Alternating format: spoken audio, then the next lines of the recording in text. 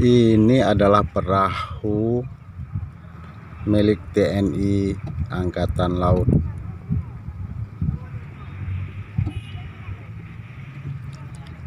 Perahu-perahu ini terbilang cukup canggih dari sisi teknologinya, terutama untuk di Indonesia. Namun di belahan dunia lain perahu seperti ini sudah cukup canggih.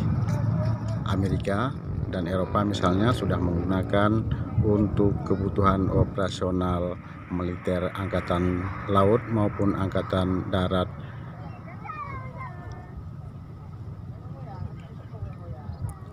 Perahu ini yang terlihat di dalam gambar adalah berlokasi di Lapangan Hirak, Kota Luxmawe, Aceh.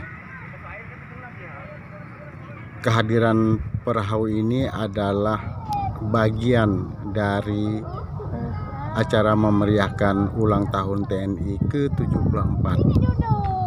Kodam Iskandar Muda Aceh memusatkan